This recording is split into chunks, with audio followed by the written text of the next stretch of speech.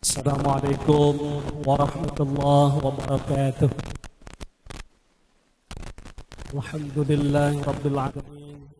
Wassalatu wassalamu ala asrafil anbiya wal mursalin wa ala alihi wa sahbihi rasulillahi ajma'in, amma ba'd. Yang saya hormati Bapak Ibu jamaah salat maghrib yang insyaallah dirahmati Allah Ta'ala. Puji syukur kepada Allah, mari kita panjatkan karena berkat limpahan taufik, rahmat, hidayah serta inayahnya pada malam hari ini Allah masih mengizinkan kita dengan terus diberikan kesehatan, nikmat jasmani dan rohani kita, sehingga kita masih bisa berkumpul di majelis yang mulia ini untuk bersama-sama bermuajahah menyambung tali silaturahim dalam majelis ilmu. Salawat beriring salam semoga tetap tercurah kepada arwah baginda Nabi besar kita Muhammad sallallahu alaihi wasallam. Biqaulina Allahumma salli ala sayyidina Muhammad wa ala ali sayyidina Muhammad. Mudah-mudahan kita yang senantiasa bersalawat untuk beliau kelak di yaumil mahsyar, kita mendapatkan naungan syafaat dari baginda Rasulullah sallallahu alaihi wasallam. Amin ya rabbal alamin. Hadirin jamaah salat maghrib yang dimuliakan Allah Ta'ala, pada kesempatan kali ini izinkan saya untuk berbagi ilmu. Tapi sebenarnya mohon maaf pada hadirin bapak-bapak, ibu-ibu, di hadapan saya ini orang-orang alim galau sebenarnya. Apalagi beliau, nggak lama saya kenal beliau. Dari tahun 2000 kenal beliau. Dari jualan motor, jualan mobil, dengan beliau nih Ustaz. Abang saya. Saya dulu nyari beliau nama Abdullah, tak temu titian treh.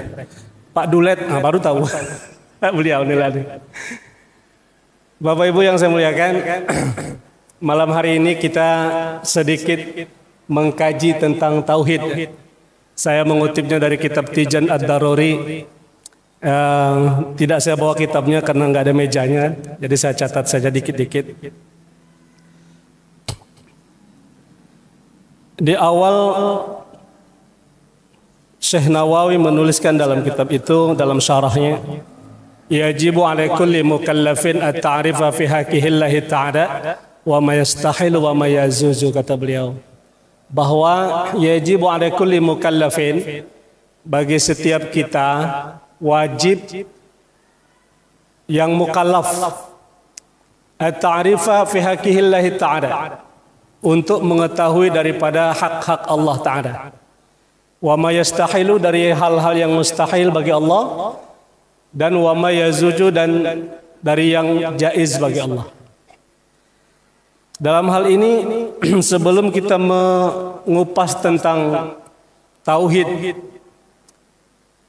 saya ingin sekadar mengingatkan kembali, menyegarkan ingatan kita bahwa yang namanya mukallaf dalam hukum fikih itu adalah manusia yang sudah bisa membedakan mana baik mana buruk, manusia yang sudah terbebani perintah atau larangan dalam hal agama.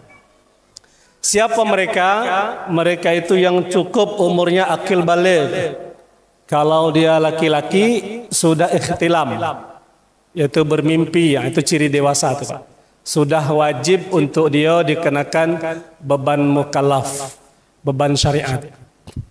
Kalau perempuan datang haid, kadang-kadang yang perempuan ini Bapak Ibu ada yang 9 tahun udah haid, ada yang 12 tahun, ada yang 15 tahun. Itu sudah terbebani baginya kewajiban syariat. Ya, beban syariat yang dibebankan kepadanya berupa perintah dan larangan Allah Subhanahu wa taala. Kalau dalam kitab itu dikatakan al-ahkamus syari'atul khamsah. Adapun hukum syariat terbagi 5 bagi orang yang mukallaf tadi. Yang sudah dibebani beban syariat, kepadanya berlaku hukum syariat. Ada berapa hukum yang dibebankan kepadanya? Yaitu ada 5. Kata ulama, wahiya wajibun wa mandubun wa ma ubiha wal makruhu ma hurrima. Yang pertama, ada yang namanya hukum syariat wajib, ada yang namanya mandub atau sunnah, ada yang namanya patuh dan tunduk pada Allah. Dia tidak mampu bermaksiat kepada Allah. Itu orang alim, orang mulia. Kata Yahya bin Mu'ad Ar-Razi, wala asarad dunya 'alal akhirati hakim. Dan orang yang jiwanya sehat, kata beliau, perbuatannya tidak akan pernah bertentangan dengan akal sehatnya. Ini kemarin waktu kultum saya bawa. Apa contohnya? Ketika terdengar panggilan azan nih. Muazin azan di masjid, hayya 'alas shalah. Kalau akal sehatnya berjalan, ma'asallaha karim, dia akan tunduk dan patuh pada panggilan tuh. Dia pergi ke masjid. Tapi kalau akalnya tidak sehat, hayya 'alas shalah, tetap minum kopi, merokok ji samsu sebatang, bakwan sekok di muka. Itu tidak sehat akalnya. Ya tak? Nah, jadi akal sehat itu ketika panggilan ada, tunduk dan patuh kepada Allah, itu akal sehat. Tapi kalau dia abai kepada panggilan, berarti tidak sehat. Maka Bapak, bulan puasa nih, bentar lagi bulan puasa. Di dalam hukum orang berkewajiban melaksanakan puasa, orang gila wajib tidak puasa? Tidak wajib. Maka orang gila tuh tidak punya akal sehat. Jadi kalau ada azan, orang gila tuh gelak lah.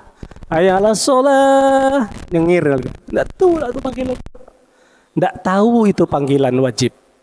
Tapi kalau orang berakal sehat, hayya 'alas shalah, pergi ke masjid. Karena kata Yahya bin Ar-Razi, ma'asallaha karim, wala asarad dunya 'alal akhirati hakim.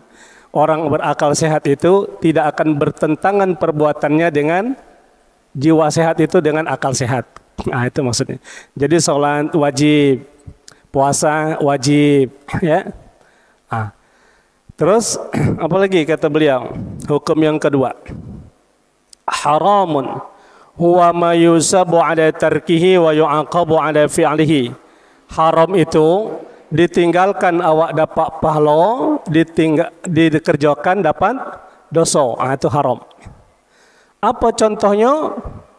Ya maksiat tadi, perbuatan besar, maling, ya, itu kan dosa Pak. Kalau tinggalkan pahala.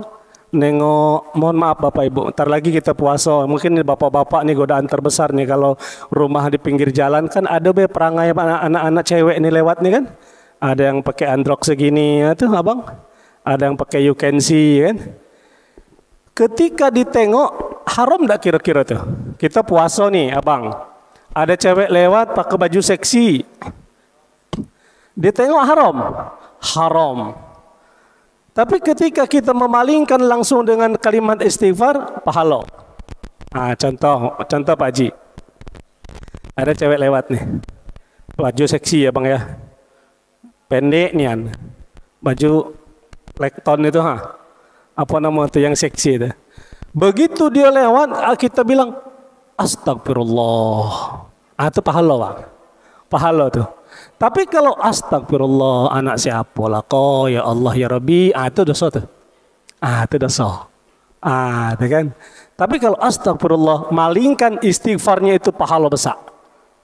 Itu cepat berpaling. Jangan ditengok terus sampai hilang, sampai jembatan Mesuma itu. Tengok, hilang. Itu dosa gedang. Itu haram, perbuatan haram. Kemudian wa mandubun, sunnah. Hiya as-sunnatu hiya yusabu ala fi'luha wa yu'aqabu ala tarkuha. Sunnah itu dikerjakan dapat pahala, ditinggalkan tidak apa-apa. Contoh apa Pak? Salat tarawih, bentar lagi tak? Tarawih itu sunnah. Kalau kita ngerjokan pahalanya besar. Tidak ngerjokan pun tidak dihukumi dosa. Tarawih. Cuman tarawih ini yang saya tahu karena saya sering keliling Ramadan nih Pak. Masjid-masjid tertentu tuh ada yang kadang-kadang memang menyesuaikan jamaah gitu. Ada yang sekehendak imam tulah kan. Begitu kata Bilal, as-salatul jami'ah, as-salatu jami'ah rahimakumullah. Kata imam, slow nih. Kalau nengok tanda-tanda slow. Usolli sunnatut tarawih. Allahu Akbar. Kalau ini yang dipakai Bismillahirrahmanirrahim. Salat tarawih itu. Alhamdulillahi Rabbil Alamin. Elok Pak, slow tu elok. Tapi jamaah tu lamo. Bagi yang tua-tua, ada teloknya tegak tu, lama letek tu. Saya pernah jadi makmum kebetulan cuma ngisi tausiah Pak. Di salah satu masjid di Bangkok ni. Imamnya hafiz Quran 30 juz, mentang-mentangnya hafiz Pak. Maca ayatnya 25 ayat. Jadi ada sebelah saya ini orang tua, dari tegak macam koha. Bismillahirrahmanirrahim, kata imam. Contohnya alif lam mim, saya baca alif lam mim sampai 25 ayat dibacanya. Dari macam ko atuk tu tegak tu, tegak lagi. Lama imam tadi tu. Yang terakhir duduknya antaklah situ. Itu Pak. Apa artinya tu? Tarawih ini sunnah Pak. Tapi kalau kita mengetahui kondisi makmum, alangkah elok. Maka imam tu ketikanya tegak, tengok ke belakang. Bukan nak nengok paras wajah makmum, nak nengok keadaan makmum. Banyak yang tua-tua, apa banyak muda-muda, kan? Tu kira-kira. Kalau banyak yang muda-muda, ada apa-apa 20 ayat. Tapi kalau banyak yang tua-tua macam abang-abang kita ni, Pak Haji ya, jangan dipantak 20 ayat. Ngeletek beliau ni. Kan? Pasti kalau imam macam tu Pak, minggu kedua sepi masjid tu. Maka kadang-kadang saya betul-betul pengurus masjid, saya pilih imamnya tu pertama, saya tahu bacaannya bagus. Kedua, ada hafalan Qurannya lumayan elok, banyak. Yang ketiga, pandai menyesuaikan diri. Yang keempat, muda. Tu. Ada yang diumumkan sama pengurus, Bapak Ibu, malam ini kita tarawih seperti biasa. Imam kita atuk sebelah simpang 4. Tu. Atuk tu lama Pak. Dari niat 5 menit.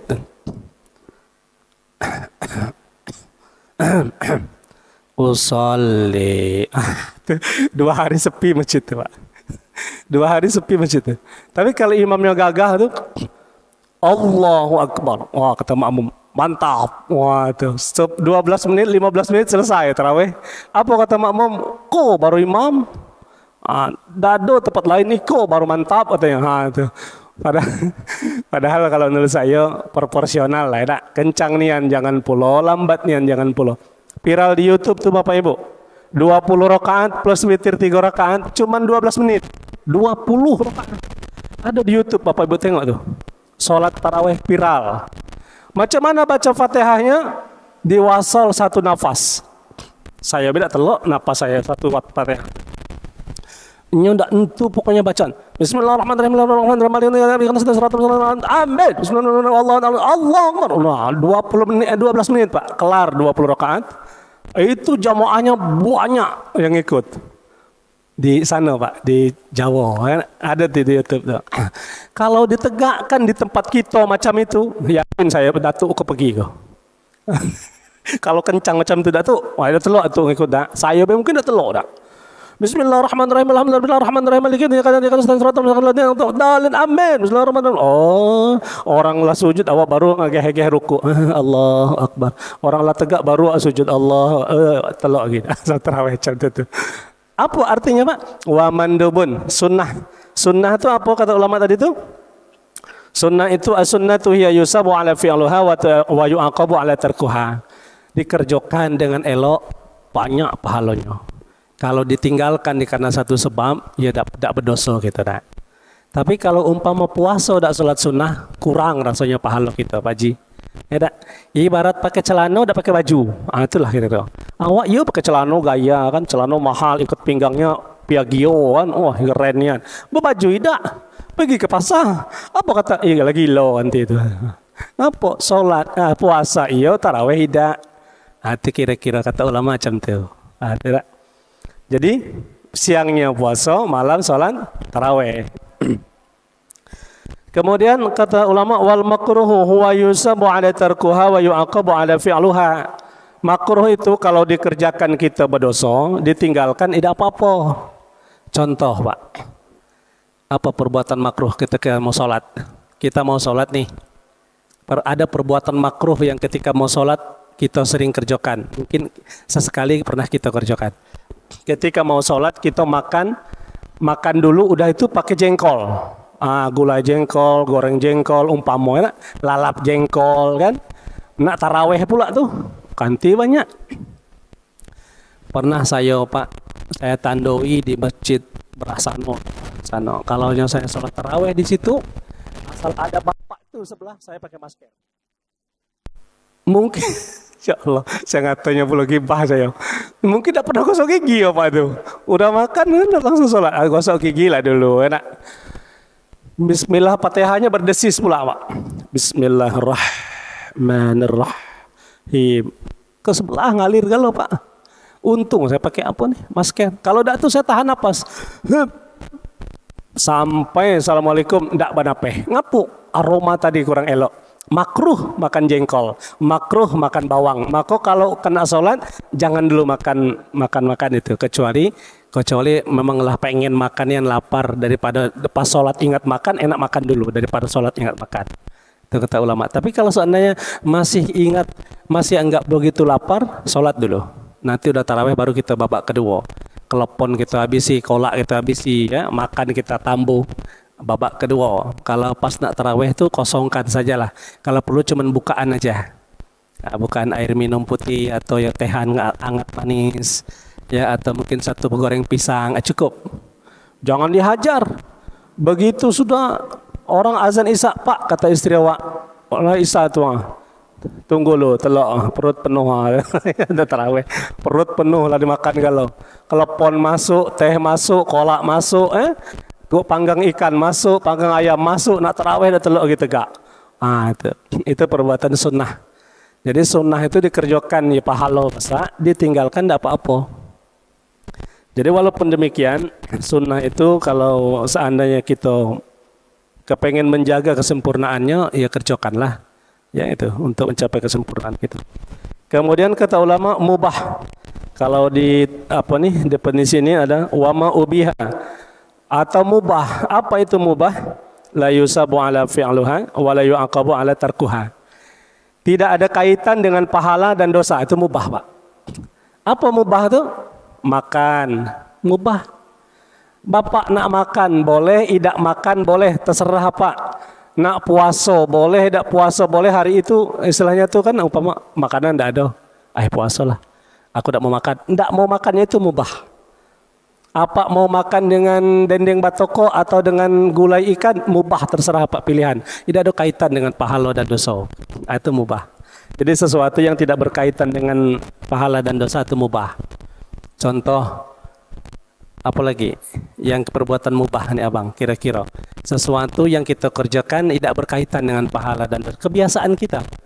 Minum teh, nak minumlah, nak idak lah, tidak ada paksa orang nak jalan bawa ke warung itu, nak jalan ke warung itu serah awak yang menentukan. Itu maksudnya, itu mubah namu.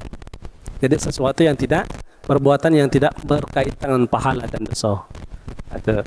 Jadi kita langsung ke inti ya, ke pelajaran tauhid kita. Bisa jam berapa, Pak? 3, masih banyak. Yang pertama, di dalam kitab Aqidatun Najin, ulama menulis bahwa sebelum kita membahas tentang wujud sifat Allah, wujud qidam baqa mukharafatul hawadis sampai akhir, kata ulama, ketahui dulu tentang hakikat mengetahui Allah tuh. Tauhid itu. Dalam kitab itu ada disebut jahlun, syakkun, zannun, wahmun.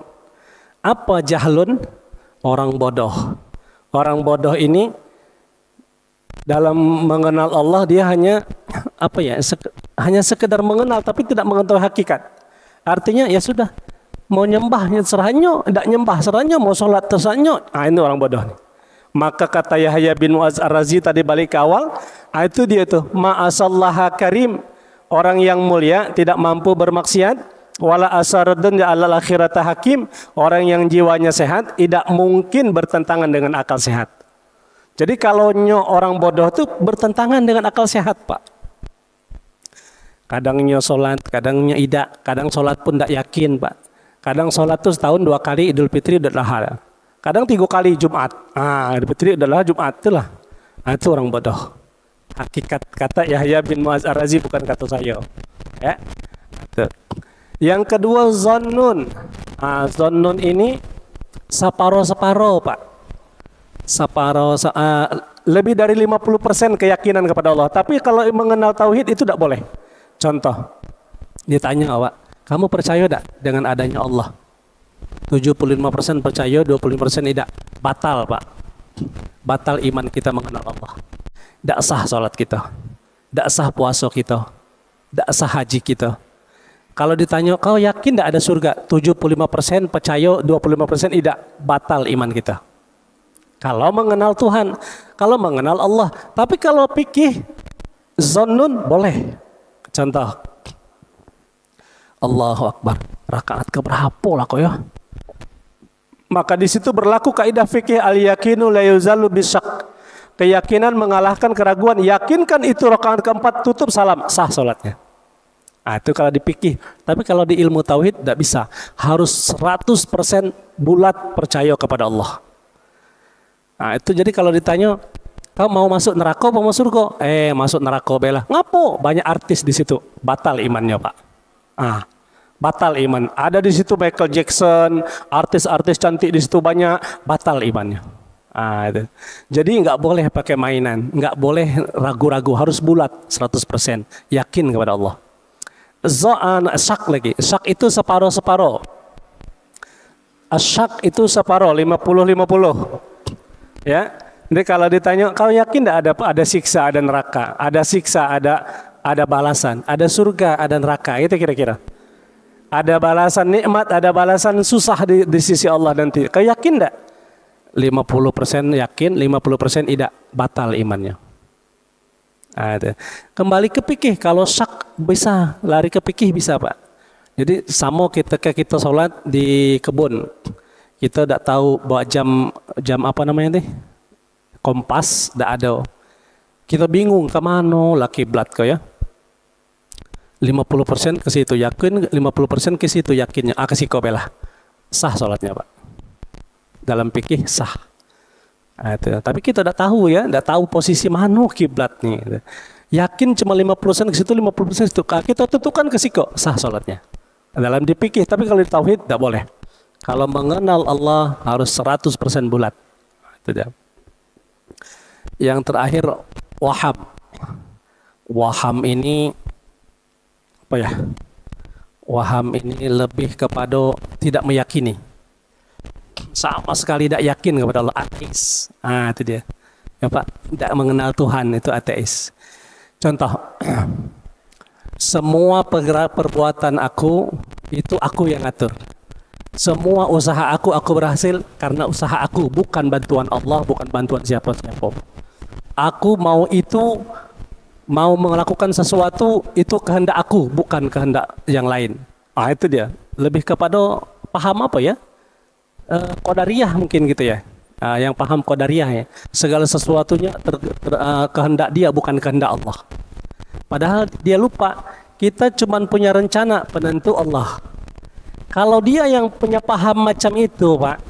Contoh, pokoknya kalau aku mau masuk tentara, aku pasti lulus. Kalau aku mau lamar PNS, aku pasti lulus. Itu dia tuh. Tidak ada bantuan orang lain. Itu karena bantuan aku sendiri, usaha aku dewek. Ini pahamnya salah nih, Pak. Ini jadi contoh gitu. Kalau kita yang Ahlus Sunnah wal Jamaah ini kan, tauhid kita Asy'ariyah Al-Maturidiyah. Ya, kiblat tauhid kita Asy'ariyah Al-Maturidiyah. Itu yang sif wujud kita bawa sampai akhir itu. Itu yang beliau yang menyusun daripada susunan kalimat tauhid itu. Dan kiblatnya kita adalah itu. Kalau kita yang paham Ahlus Sunnah wal Jamaah, kita punya rencana, Allah punya penentu. Kalau setiap melakukan sesuatu, kita hanya berserah diri kepada Allah, Allah yang menentukan. Contoh, kita ikut tes P3K kemarin. Yakin kita lulus? Tidak, Pak. Tapi usaha harus. Kita pergi ke Jambi, kita tes, kita lakukan aturan yang berlaku yang ditentukan panitia. Udah itu kita kerjakan semaksimal mungkin. Hasil Allah nentukan. Itu kita. Tapi kalau mereka tidak, pokoknya asal aku punya kehendak yang wahom tadi itu, yang sama sekali tidak ada kaitan hubungan sama Allah. Tidak percaya dengan Tuhan tadi itu. Pokoknya asal kehendak aku pasti bisa. Itu dia. Bahaya Pak, yang paham ini bahaya. Makanya sebelum kita beribadah, sebelum kita sholat, sebelum kita puasa, bulatkan dulu keyakinan kita kepada Allah, tauhid kita kepada Allah. Jadi kalau ada orang bertanya dalam kitab Tijan Ad-Daruri itu, ditanya gini, ada pertanyaan dalam kitab itu, saya tulis nih. Ada orang bertanya, di mana Allah? Kita jawab di mana Pak? Aina Allah, di mana Allah? Kalau orang awam mengatakan Allah itu ada di langit gitu. Ya, Allah bersama di langit sambil nunjuk ke atas. Itu yang paham yang ada di YouTube tuh Pak. Ya, ada yang pengajian jenggot panjang. Tapi kata ulama, ainallah, kalau orang bertanya di mana Allah, laisa fi makan wa la yamurru alaihi zaman. Allah itu tidak terikat ruang, tidak terikat waktu, tidak terikat tempat. Allah itu bisa di langit. Allah itu di mana saja bisa. Allah, nama Allah bersifat qadir, kuasa tadi itu. Allah tidak bertempat. Kalau Allah di langit berarti tempat lebih besar daripada Allah. Kalau Allah duduk di aras berarti Allah lebih yang diduduki Allah lebih besar dari Allah, dan itu salah dalam paham kita. Paham Ahlus Sunnah wal Jamaah. Jadi paham kita adalah laisa fi makan wa la yamurru alaihi zaman. Aina Allah? Kalau orang bertanya Allah, Allah itu tidak membutuhkan tempat, Allah tidak membutuhkan waktu. Maka yakin kepada Allah. Allah kalau dalam Quran tuh yas'alunaka 'anir ruh qulir ruhu min amri rabbi, itu kan, wa ma utitum minal ilmi illa qalila. Kalau orang bertanya tentang ruh, katakanlah ruh itu urusan Allah. Jadi kalau Allah mau cabut ruh kita Pak, sebentar aja, enggak perlu waktu, enggak perlu tempat bagi Allah untuk cabut ruh kita. Selesai.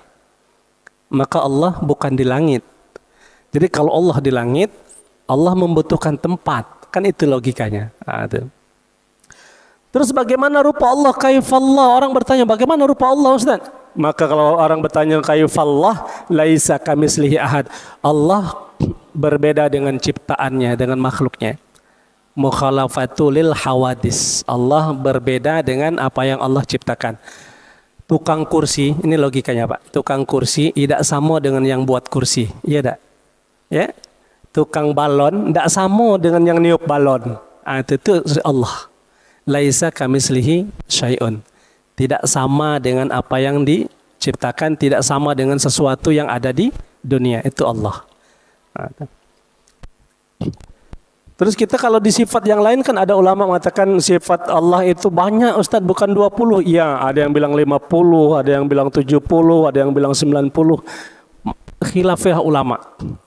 Tergantung membahasnya ulama itu dari mana. Kalau yang kita bahas nih ada sifat 20. Kalau yang ada yang sebelah lagi ada yang membahas sifat 90, ada 50, ada wal awas yang nama-nama Allah itu menjadi sifat-sifat Allah. Wallahul khaliqul bariul termasuk, wal awwalu wal akhir termasuk. Itu orang membahas banyak di situ juga boleh. Ya kalau kita nih sekelumit pembuka dalam kitab Tijan Ad-Daruri tentang sifat 20. Kemudian mata Allah, kapan Allah membentuk langit, kapan Allah mengakhirkan bumi ini, dunia ini. Ada orang bertanya, maka kita jawab awalan bila ibtidain wa akhirun bila intihain. Allah itu awal tidak ada yang mengawalinya, berakhirnya Allah tidak ada yang mengakhirinya. Dalam kitab yang lain tuh disebut wal awal wal akhir. Allah itu tidak berawal, Allah tidak punya akhir, artinya kekal. Allah itu kekal, bersifat kekal. Kalau orang ngaji nahwunya gini, huwa kalimat dhamir awal wal akhir mubtada, huwal awal wal akhir khabarnya isim ma'rifat. Artinya apa? Mempunyai arti yufidul has, hanya Allah yang kuasa dalam hal itu. Dia bersifat kuasa itu Allah. Dia yang pertama, dia yang terakhir itu Allah. Dia maha pencipta itu Allah. Hanya Allah itu artinya. Huwal awwalu wal akhir. Jadi itu sekelumit. Sebenarnya masih banyak Bapak. Sedikit lagi lah. Kemudian Bapak Ibu, kita teruskan. Kamillah, berapa Allah itu? Nah, ada yang bertanya berapa Allah itu? Maka kita jawab wahid. La min qillatin. Satu bukan berarti sebelum ada dua, sebelum ada tiga. Satu adalah tunggal. Apa jawabannya? Qul huwallahu ahad. Allah itu Maha Esa. Allah itu Maha Tunggal. Jadi nggak ada Allah itu satu, dua, tiga, nggak ada. Kalau di Quran itu kan ada laqad kafaral ladzina innallaha salisu salasa. Ada orang mengatakan bahwa Allah itu tiga. Gitu kan? Ada yang mengatakan Allah itu tiga, jadi satu, satu jadi tiga. Kalau kita ndak, innani, kata Allah, innani anallahu la ilaha illa ana fa'budni wa aqimis salata li dzikri. Katakanlah bahwa akulah Allah, kata Allah. Allah menyatakan diri aku yang Allah tuh. Ndak ada yang lain selain aku. Aqimis salata li dzikri, kalian salat mengingatku. Kalian mengingatku dengan cara salat, kata Allah. Itu. Ada yang dalil lagi Allahu ahad, bahwa katakan Muhammad Allah itu satu, aku ini satu, tunggal, bersifat kuasa, itu kata Allah. Memberitakannya kepada baginda Rasulullah sallallahu alaihi wasallam. Jangan macam Firaun, Bapak. Kalau yang lain mengaku Tuhan itu tidak cocok dengan sifat ketuhanan. Contoh Firaun. Firaun masa dia ngaku Tuhan tapi dia buang air. Masa Tuhan buang air, kencing, ya, berak, nguap, ngantuk, makan. Masa Allah ngantuk, makan, berak? Allah tidak begitu. Bahkan Bapak, saking lucunya Firaun ngaku Tuhan, diejek sama iblis. Apa kata iblis? Ana iblis, katanya. Ana atababan Firaun faqaraha alaihi baban. Suatu ketika iblis bertamu nih dalam kitab Jam'u As-Shaghir. Dalam kitab Jam'u As-Shaghir, ulama menulis anna iblis, saya iblis. Kemudian atababam Firaun, iblis itu datang ke pintu istana Firaun. Faqaraha alaihi baban, kemudian iblis tadi ngetuk pintu. Tok tok tok. 3 kali tok tok tok. Apa kata Firaun? Firaun, man huwa? Siapa kamu? Kata iblis, lau kunta ilahan ma jahilta. Apa? Kata iblis. Masa Tuhan bertanya siapa aku? Tuhan maha tahu lah siapa aku. Diejek, Pak. Tok tok tok. Iblis ngetok pintu. Firaun nanya siapa di luar? Masa Tuhan bertanya siapa di luar? Tahulah seharusnya Tuhan, kan? Kan Tuhan mah tahu. Ya, maka kata iblis, berarti kau bukan Tuhan. Kau ini orang bodoh ngaku Tuhan, kata iblis. Nggak marah Pak Firaun digituin sama iblis tuh. Coba kalau awak dikatakan mengak marah tuh. Kemudian fala mendakhala qala Firaun. Si iblis tadi berkata dengan Firaun, "Ata'rifu fil ardi man huwa syarrum minka?" Firaun, kata iblis, kau ini bengak, bodoh, kata iblis. Ngaku Tuhan. Tapi ada yang lebih bengak dari kau lagi, ada yang lebih bodoh dari kau lagi, kata iblis.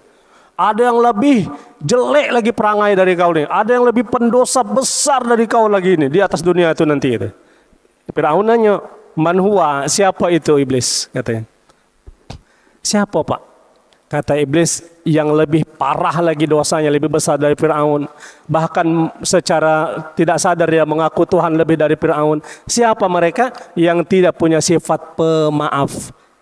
Al-hasad. Ya, buruk sangkonya tinggi, suka memfitnah, itu tidak lebih dari Firaun.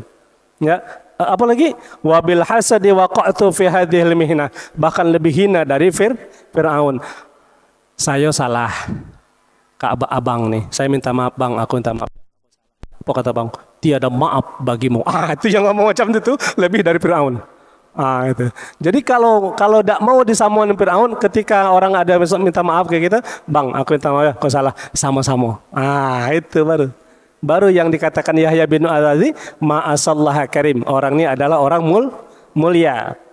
Orang ini orang terhormat. Jadi kalau ada orang minta maaf, dimaafkan, ini orang terhormat. Kalau istri minta maaf, maafkan Pak. Bapak minta maaf kepada istri, jarang Bapak dimaafkan istri ya. Kadang-kadang melengos Bang. Dek, buat kopi, buat dewek. Itu katanya. Dek, siapkan makan, ambil dewek itu dari meja. Itu. Bapak tidak tahu caranya. Iya, tidak tahu caranya, dikit lagi. Tidak tahu caranya macam mana menjinakkan orang rumah itu kan. Elok-elok menjinakkan orang rumah itu sebenarnya gampang Pak. Bapak puji aja cantik, selesai itu. Wah ya Allah, adik kau ya cantiknya, lebih cantik daripada Luna Maya. Wah itu senang Pak. Iya po Bang, ngecuh abang nih. Wah itu anak senyum lah tuh. Pijit-pijit pula lagi pundaknya. Oh ya Allah, itu senanglah dengan abang tuh. Itu Bang, pernah kayak itu Bang. Jadi mudah menjinakkan orang rumah, menundukkan hati orang rumah. Jadi gitu ya. Kalau yang jauhkan sifat yang lebih buruk dari Firaun. Macam mana? Kalau ada orang mengaku salah minta maaf, maafkanlah. Ya jangan pula tiada maaf bagimu, Tuhan aja maha pemaaf, masa kita tidak ada. Maka kata ulama, waqa'tu fi hadhil mihnah, kalau ada orang yang macam itu, samalah dosanya, lebih besar bahkan dari Firaun. Demikian Bapak Ibu, kaji tauhid kita ini baru bukaan nih, baru iftidak, baru permulaan awal kitab yang dibahas, belum lagi sifat wujud ya. Tapi insya Allah ada waktu nanti kita masuk ke sifat wujud ya. Lebih kurang saya mohon maaf, kalau salah kepada Allah saya mohon ampun, dan saya tutup wabillahi taufiq wal hidayah. Wassalamualaikum warahmatullahi